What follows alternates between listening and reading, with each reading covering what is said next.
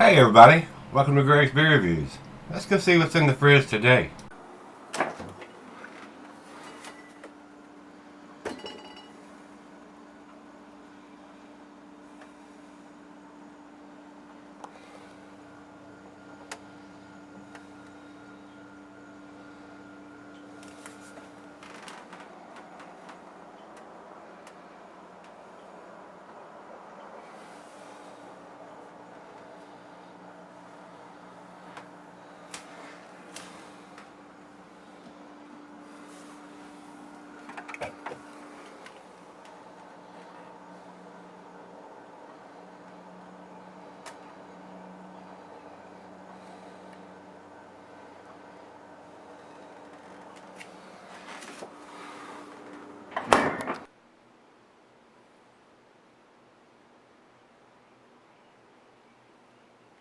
Hey everybody, thanks for stopping by Gregsbeerreviews today.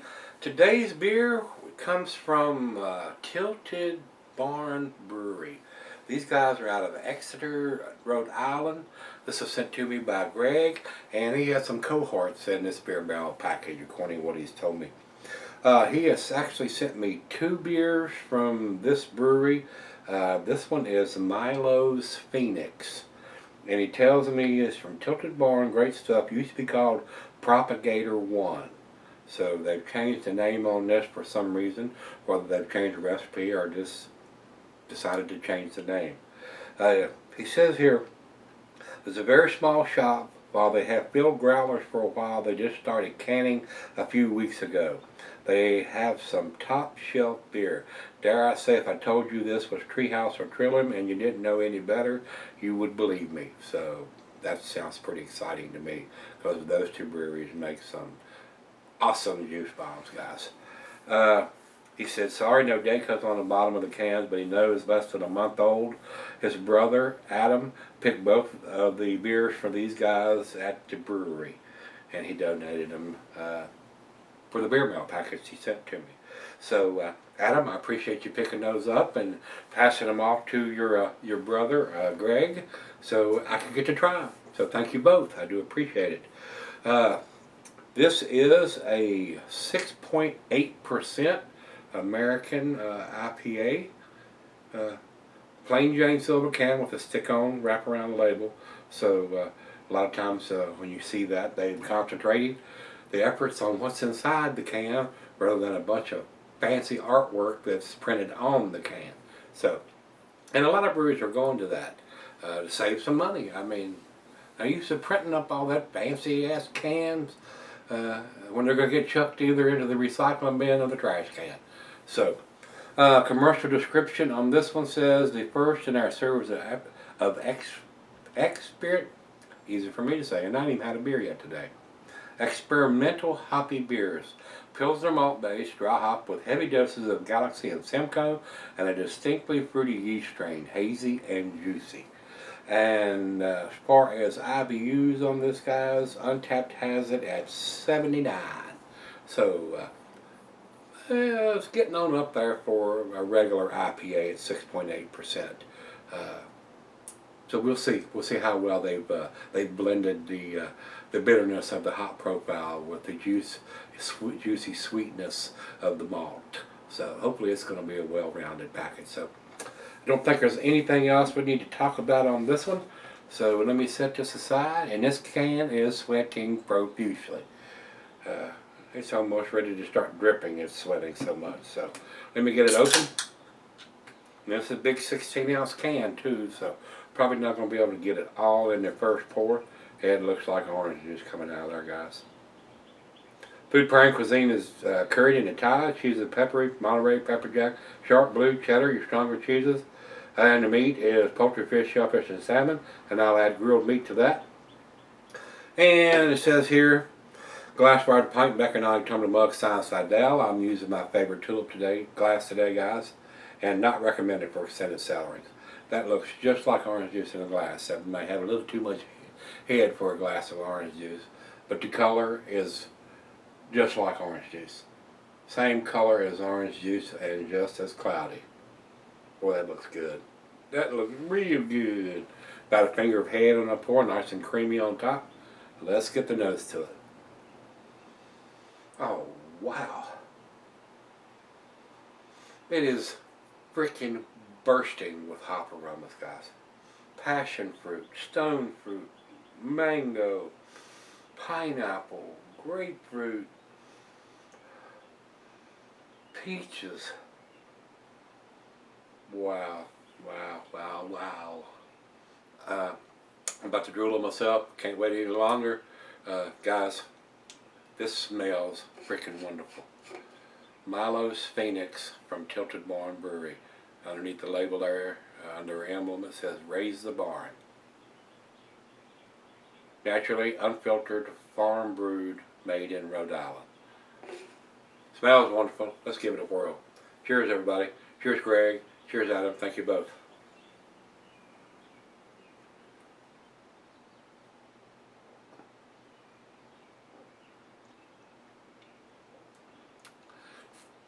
That is delicious.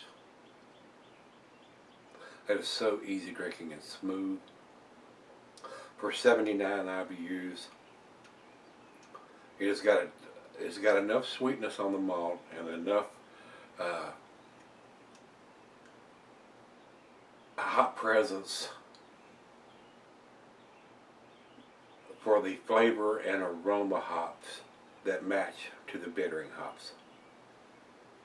That's absolutely delicious, guys. I'm looking to see if there's any orange pulp on the side of the glass like it is when you drink orange juice.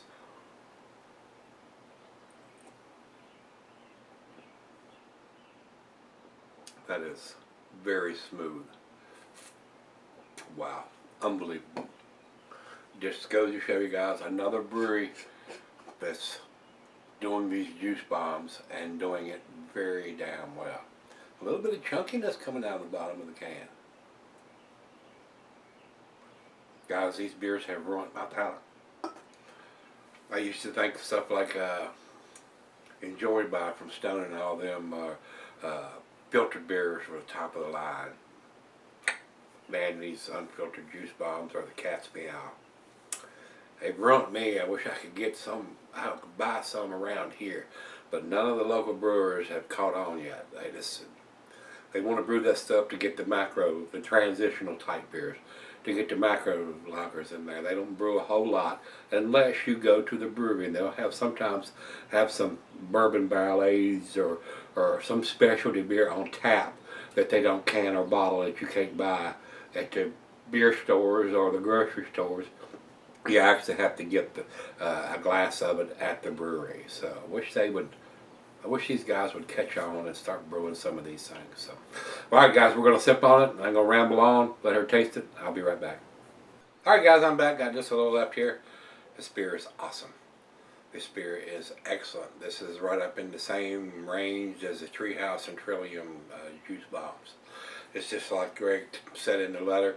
If I was blindfolded, I would swear this is probably one of either Treehouse or Trillium beers. It is very, very, very tasty.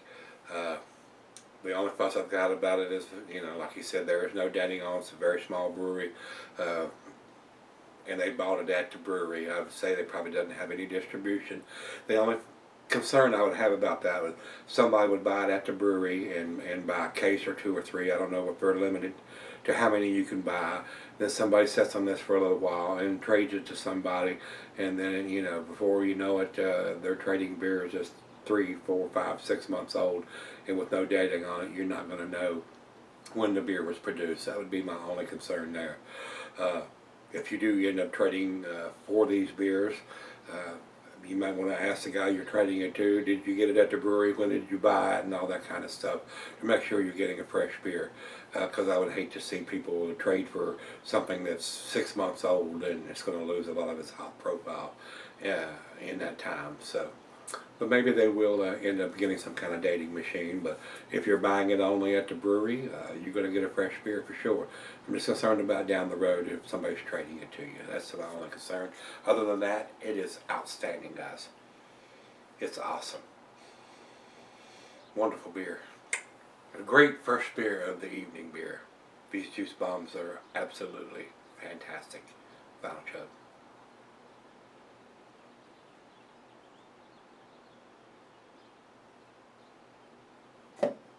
Look at the lacing on the glass.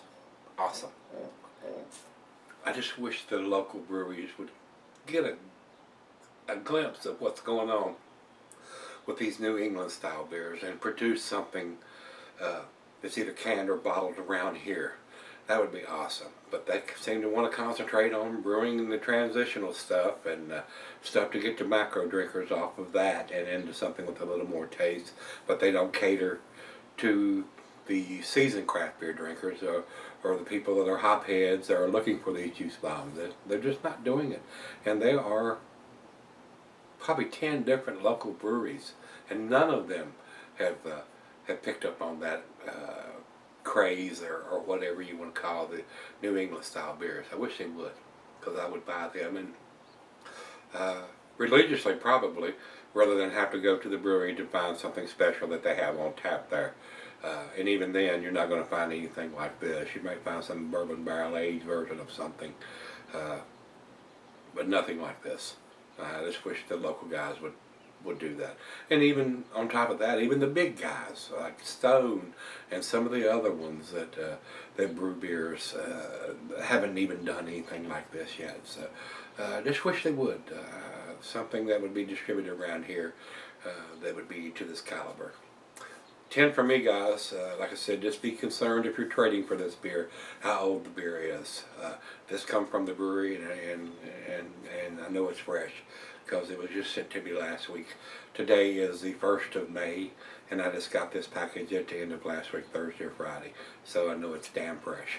So, delicious. 10 from me. Great Beer doesn't have anything on this beer. It's so new, and evidently they're so small.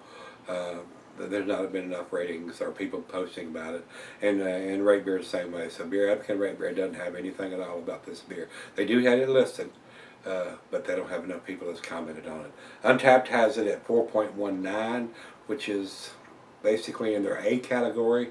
I don't know if I would consider that an A minus or an A. The only one I've seen, or the ones that I have seen with the biggest numbers is like a 4.56, 4.57. But somebody posted that they'd done the Bourbon County Stout like a 4.75.